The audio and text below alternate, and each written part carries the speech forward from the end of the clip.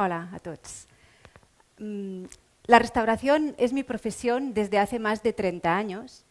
Los materiales de las obras de nuestro patrimonio se degradan y mediante la restauración intentamos conservarlos y procurar que pasen hacia el futuro.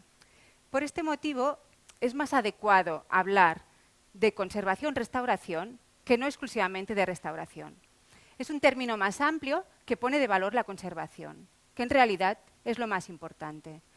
Tenemos aquello que se ha conservado y tampoco vamos a poder restaurar nada que no haya llegado a nosotros, que no se haya restaurado. Esta es una fotografía de mi juventud, cuando estaba trabajando en un retablo en el claustro del monasterio de Sant Cugat. En este momento, cuando trabajábamos, teníamos medios y objetivos también más limitados que los que tenemos hoy en día. Las cosas en estos años han cambiado y han mejorado bastante. Han mejorado básicamente en algunos aspectos concretos. Por ejemplo, en el conocimiento que somos capaces de obtener de las obras con las que trabajamos, identificar sus materiales. También en la mejora de las técnicas que aplicamos en nuestras intervenciones de restauración.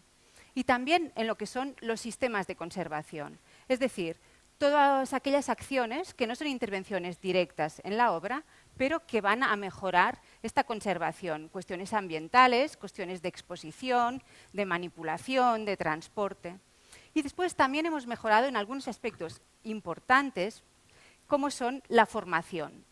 Hemos conseguido tener una formación específica en conservación-restauración con un grado universitario y un máster oficial. Y además contamos con una asociación profesional que está consolidada y trabaja para velar por la profesión. Hecha esta introducción, vamos a ver un poco cuáles son las características de las obras con las que nosotros trabajamos. Pueden ser obras que pueden tener un gran valor histórico, cultural, artístico también, en ocasiones un gran valor económico y muchas veces pueden ser piezas únicas. Por todo esto, y contando que nuestra intervención va a ser directa, vamos a tener un contacto con los materiales, hemos de ser muy prudentes en nuestra actuación y hemos de garantizar que la obra no pierda sus características, que seamos capaces de prever las consecuencias que puede tener esta intervención, y para esto hay que contar con los mejores medios y con el más grande conocimiento que podamos tener para garantizar precisamente esto. Este conocimiento global de las obras, ¿por qué se ha de hacer? ¿Por qué tiene interés? ¿Por qué es importante? Pues en primer lugar, por este valor que tienen las obras que os comentaba ahora mismo, y también porque a veces pueden ser obras complejas. Aquí vemos la imagen de un cuadro. Si vemos el detalle de la firma, vemos que pone M. Villà. Es el pintor catalán Manel Villà. Si giramos el cuadro y miramos por detrás, vemos que hay otra firma y que además el tema, Noi hablava, no corresponde con lo que nosotros hemos visto representado, esa figura de un retrato masculino. A través de una imagen macro, que magnifica el tamaño de un pequeño detalle de la pintura, entendemos que hay un cuadro encima de otro cuadro. Debajo vemos el azul que correspondería con la Noi hablava y encima este tono más oscuro verdoso del autorretrato que hizo Manel Villà encima de este otro cuadro de otro artista. Es bastante habitual que un pintor pinte encima de un cuadro suyo antiguo, que ya no valora, que considera superado, otro cuadro. Y en algunas ocasiones más especiales, pues un artista pinta un cuadro encima de otro artista, como es este caso de este autorretrato de Villà. También hay otra cuestión que es importante y es que sepamos mantener el aspecto auténtico y original de las obras. Normalmente este aspecto corresponde con un equilibrio que podríamos decir muy sutil, por tanto que es muy débil, que se puede transformar con mucha facilidad. La restauración y nuestra intervención ha de ser capaz de garantizar el máximo el aspecto auténtico y original, tanto de los materiales como del conjunto de la obra. Para tener todo esto en cuenta también, y este conocimiento global y extenso que os comentaba, también es importante conocer la manera de hacer de los artistas. Aquí vemos el caso de un fragmento, de un cuadro de juventud de Salvador Dalí. Más o menos aquí Dalí tenía unos 16 años y estaba probando, experimentando con nuevas técnicas, y en este cuadro aplica lo que podríamos decir una técnica no convencional. Normalmente un cuadro tiene una tela, una capa de preparación encima, tiene este nombre porque precisamente recibirá la capa pictórica, pero aquí Dalí se saltó esta norma y lo que hizo es girar la tela al revés y pintar directamente encima de los hilos del tejido, dejando la capa de preparación detrás. Lo vemos en este fragmento, de un fragmento de la capa de preparación vista por el reverso, y lo vemos también en el conjunto del cuadro. Hizo esta técnica atípica, sobre todo para conseguir este aspecto vibrante del color encima de las fibras del tejido que vemos en este cuadro, cuando estaba representando pues, un retrato de su padre en la playa de Cadaqués. Es decir que, además de este conocimiento de los materiales, de identificarlos, este conocimiento de la manera de hacer de cada artista también es muy importante para que situemos. Dalí hizo unos cuantos cuadros de juventud utilizando esta técnica. Además, son cuadros que se han conservado bastante bien.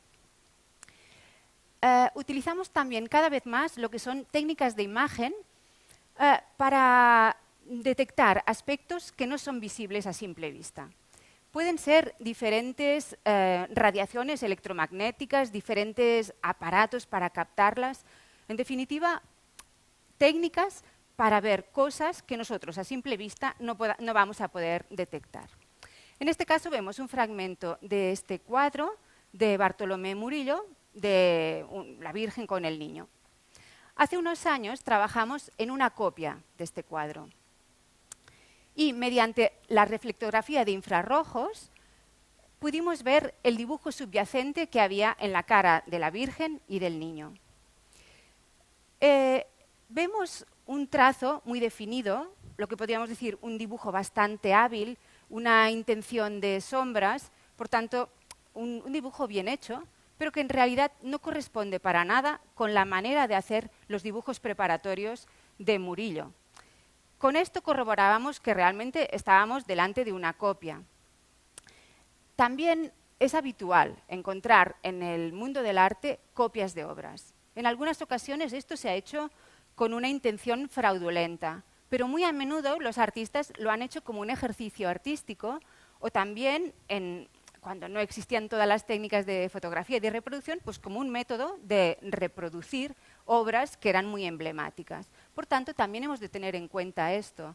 Y cuando aplicamos técnicas analíticas o de imagen más o menos sofisticadas, hemos de tener en cuenta que para tener unas conclusiones que sean válidas, además de estos resultados de las técnicas, tenemos que tener en consideración todo este conocimiento de conjunto que estaba comentando, estos diferentes aspectos, la manera de hacer del artista, las características de su escuela, la vida que han tenido las obras, porque si no podemos sacar conclusiones erróneas.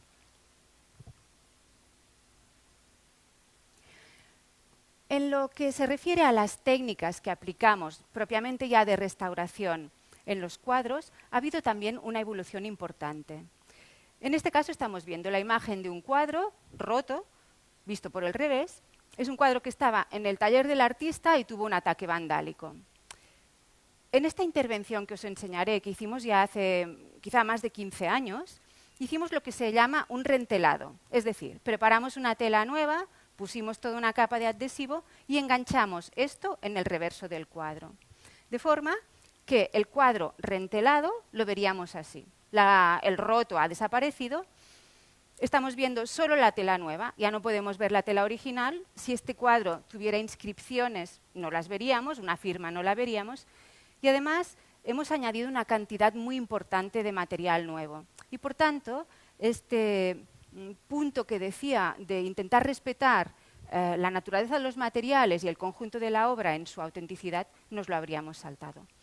Por este motivo, este tipo de intervenciones hoy en día se hacen en mínimas ocasiones.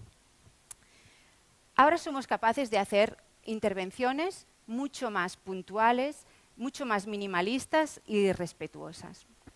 Esto lo conseguimos mediante un estudio de las características del tejido de los cuadros, que es lo que estamos hablando en este momento, hacer una identificación de las fibras textiles que conforman este tejido. Con esto sabremos cuál es la composición química de estas fibras textiles y podremos prever la reacción que tendrán con los tratamientos que nosotros hagamos. Podemos contar también con técnicas más sofisticadas que nos permiten aplicar lo que podríamos decir una microcirugía textil. Aquí vemos lo que estamos viendo cuando nosotros estamos trabajando a través del microscopio. Se puede hacer un trabajo mucho más puntual, mucho más específico, menos invasivo y, por tanto, más respetuoso. De forma que conseguimos que sobre un cuadro con una ruptura similar a la que veíamos antes, se haga una intervención puntual de unión exclusivamente de aquellos hilos que se han fragmentado poniendo un punto de adhesivo y de añadido exclusivamente de aquellos fragmentos de hilo que se han roto.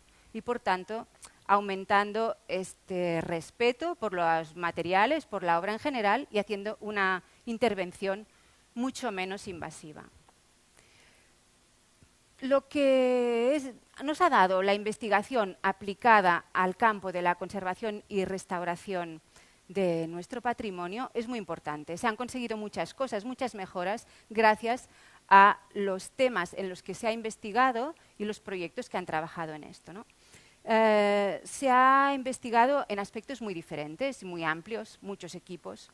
Por un lado, todo lo que son técnicas analíticas que permiten una identificación muy precisa de los materiales y también un conocimiento de cuáles son los procesos de envejecimiento y de alteración que sufren los materiales.